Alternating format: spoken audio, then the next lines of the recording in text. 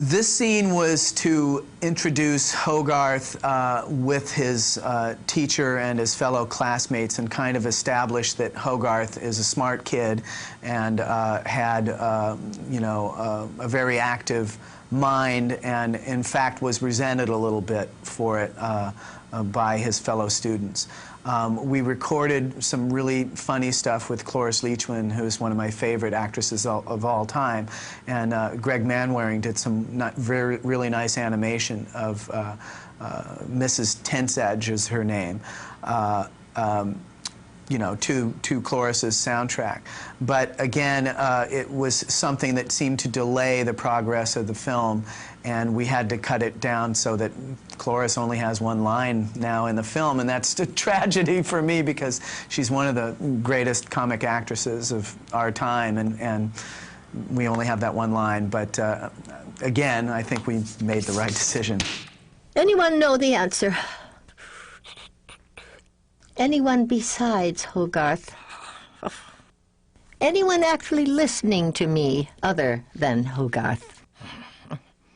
Hogarth?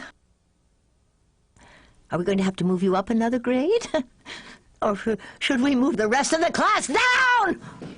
All right, that's it. Everyone in the class except Hogarth is assigned 2 more chapters and will be tested this Friday.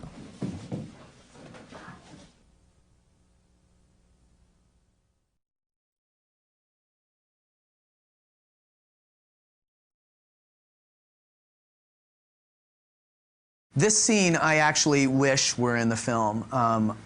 We simply had a money issue.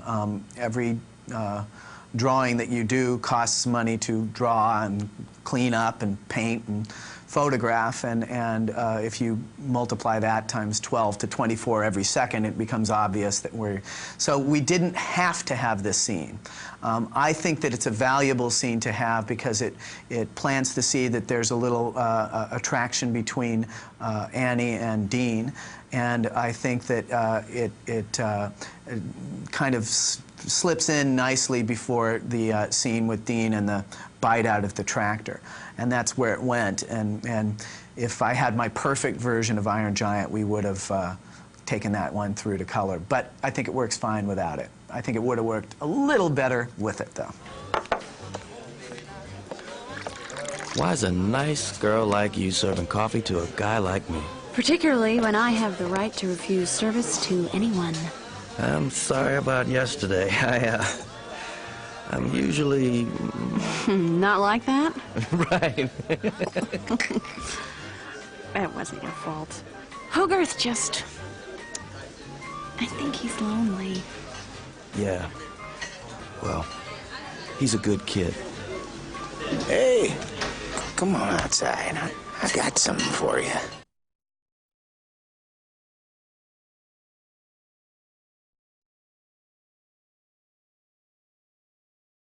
The Giant's dream sequence was an opportunity to give some biography on the Giant. It's a very intriguing scene. There's nothing else like it in the movie in that it's kind of abstract. I think the notion of the Giant's dream actually being electronically sent out as a signal to the point where it appears on Dean's television is a really intriguing idea. You know, the Giant is struggling with this concept of life and death in the sequence, and he starts remembering. It sort of jogs his memory.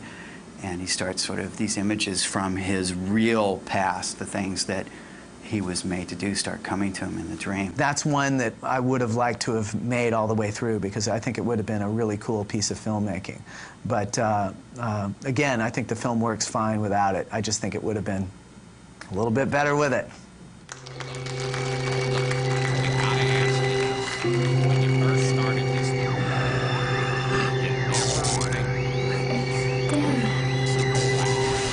Don't you remember anything?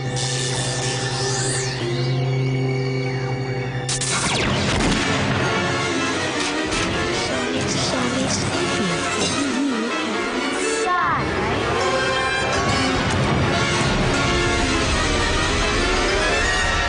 You don't even know where he came from or what the hell he is.